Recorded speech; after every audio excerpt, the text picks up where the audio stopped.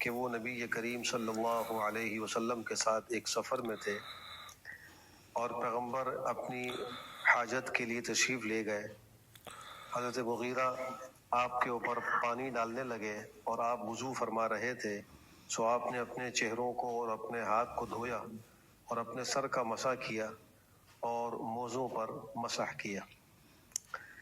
بخاری کی اس روایت میں ایک سفر کا قصہ منقول ہے جس میں نبی کریم صلی اللہ علیہ وسلم نے وضو فرمایا اور اس وضو میں خاص طور پر موزے پر مسح کا تذکرہ ہے کہ آپ نے موزوں پر مسح فرمایا۔ بعض روایات کے اندر جورب کا لفظ آیا ہے، مسح علی الجوربین، لیکن مشہور روایت یہی ہے جو مغیرہ ابن شعبہ کی جس میں خفین کا ذکر ہے۔ خف کہتے ہیں عربی میں چمڑے کے موزے کو۔ حضرت عبد الرحمن ابن مہدی رحمہ اللہ ایک بہت مشہور محدث ہیں، انہوں نے اس روایت کو قابل اعتبار قرار نہیں دیا جس کے اندر جورب پر مسح کا ذکر ہے، یعنی جرابوں کے اوپر مسح کا ذکر۔ آج کل بھی موسم سردیوں کا ہے، بہت سے لوگ کپڑے کی جرابیں استعمال کرتے ہیں اور اس پر مسح کرنے کو کافی سمجھتے ہیں، حالانکہ پتلی کپڑے کی جو جراب ہے اس پر مسح کرنا کافی نہیں۔ اگر کسی نے یہ پہنا ہوا ہے تو اس کو چاہیے کہ وضو کے وقت موزے کو اتار کر پیر دھوئے۔ اگر ایسا نہیں کر رہا تو وضو کا ایک فرض وہ چھوڑ رہا ہے، اس کا وضو نہیں ہوگا، نماز بھی نہیں ہوگی۔ بہت سے لوگ صرف ایک روایت یہ پیش کر کے کہہ دیتے ہیں کہ پیغمبر نے تو جرابوں پر مسح کیا ہے، تو یاد رکھیے اس سے مراد موٹی جرابیں ہیں۔ اسی وجہ سے ائمہ اربعہ میں کوئی بھی پتلی جراب پر مسح کا قائل نہیں، نہ امام مالک، نہ امام شافعی، نہ احمد بن حنبل، نہ امام حنیفہ، کوئی بھی اس کا قائل نہیں۔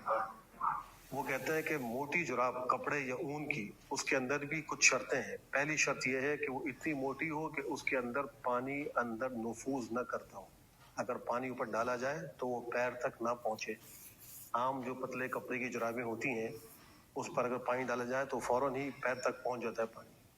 دوسری شرط یہ ہے کہ اس کو پہن لاسٹک وغیرہ نہ ہو یا کوئی زپ وغیرہ اس سے اس کو بند کیا جائے، لیکن لاسٹک نہ ہو۔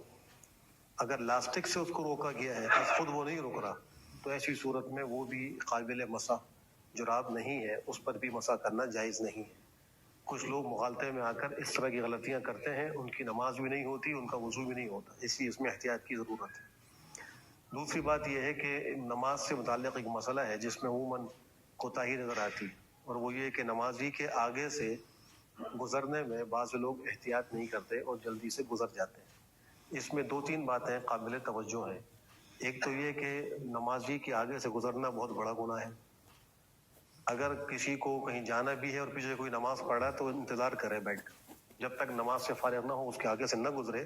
پیغمبر نے فرمایا کہ اگر تم کو معلوم ہو جائے کہ نمازی کے آگے سے گزرنے پر کتنا سخت گناہ ہوتا ہے، کتنا بڑا وبال ہوتا ہے، تو 40 تک انتظار کرو، یعنی 40 دن، 40 گھنٹے، 40 سال، کوئی قید نہیں لگائی، اتنا انتظار کرنا پڑے تو بھی انسان انتظار کرے گا، آگے سے نہیں گزرے گا۔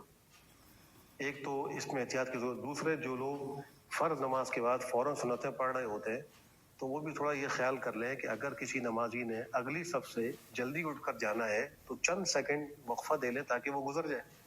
بعض لوگ سلام پھیرتے ہی فوراً پیچھے نیت باندھ کر کھڑے ہو جاتے ہیں، اور آگے نمازی کو اٹھ کر جانے کی ضرورت ہوتی ہے، کوئی اس کو ایمرجنسی ہے، کوئی تقاضا ہے، اس نے فوراً جانا ہے یا سنتیں وہ گھر پہ پڑھنا چاہتا ہے، تو پیچھے نمازی کی وجہ سے وہ یا تو کچھ دیر کو انتظار کرنا پڑتا ہے یا وہ غلطی کرتا ہے کہ اس کے آگے سے گزر جاتا ہے۔ دونوں ہی عمل یہ غلط ہے۔ پیچھے پڑھنے والے کو بھی چاہیے تھوڑی رعایت رکھے آگے سے گزرنے والوں کی۔ کبھی ہم نے یہاں دیکھا ہے کہ نمازی شروع میں صفیں آگے خالی ہوتی ہیں، نیت باندھ لیتے ہیں، اب جو دروازے سے داخل ہو رہا ہے وہ نمازی کے آگے سے گزرے گا، یا تو کوئی کرسی وہ آگے رکھیں تاکہ ستھرا ہو جائے، یا پھر مسجد میں ایسی جگہ آ کے نماز پڑھیں کہ جہاں کسی کو گزرنے کی ضرورت نہ ہو اور کوئی آدمی سے گناہگار نہ ہو۔ اللہ ہمیں عمل کی توفیق نصیب فرمائے۔